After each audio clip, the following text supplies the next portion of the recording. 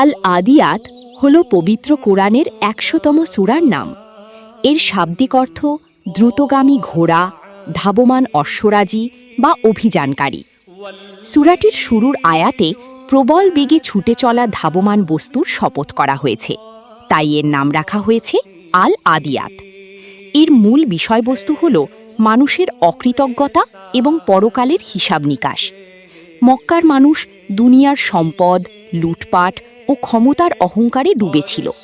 তারা আল্লাহর নিয়ামত ভুলে গিয়ে শুধু দুনিয়ার লাভের পেছনে ছুটছিল। তখন আল্লাহ প্রচণ্ড বেগে ধাবমান অশ্বের এক শক্তিশালী দৃশ্য তুলে ধরে এই সূরা নাজিল করেন। আল কোরআন, সূরা আল আদিয়াত। বাংলা অর্থ পাঠ করছি। পরম করুণাময় অসীম দয়ালু আল্লাহ নামে শুরু করছি।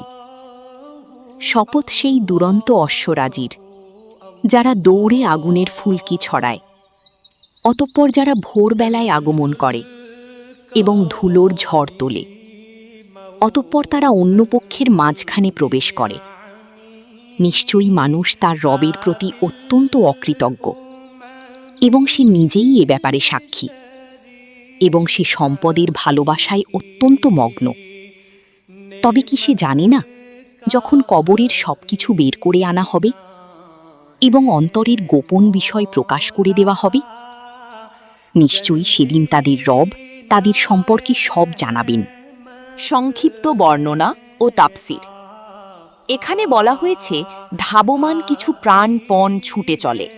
হতে পারে যুদ্ধের ময়দানে ছুটে চলা ঘোড়া অথবা বিশাল আকাশের নক্ষত্ররাজি। তার সাথে যুক্ত হয় আগুনের ফুলকি। এটি সাহস, গতি ও শক্তির জীবন্ত দৃশ্য। ভোরের নীরবতা ভেঙে তারা ঝাঁপিয়ে পড়ে এবং তাতে ধুলোর ঝড় তোলে। আল্লাহ আমাদেরকে অসংখ্য নিয়ামত দান করেছেন, কিন্তু মানুষ খুব দ্রুত তা ভুলে যায়। মানুষ অসংখ্য ভুল ও গাফিলতির মধ্যে আছে। ধন সম্পদের মোহ মানুষকে ভুল পথে নিয়ে যায়। একদিন সব মানুষ কবর থেকে উঠে দাঁড়াবে। সেদিন কোনো গোপন কিছু লুকিয়ে থাকবে না। মানুষের নিয়ত, অহংকার ও লুকানো সত্য সব প্রকাশ হয়ে যাবে। আল্লাহ মানুষের প্রতিটি কাজ ও চিন্তার পূর্ণ হিসাব নেবেন।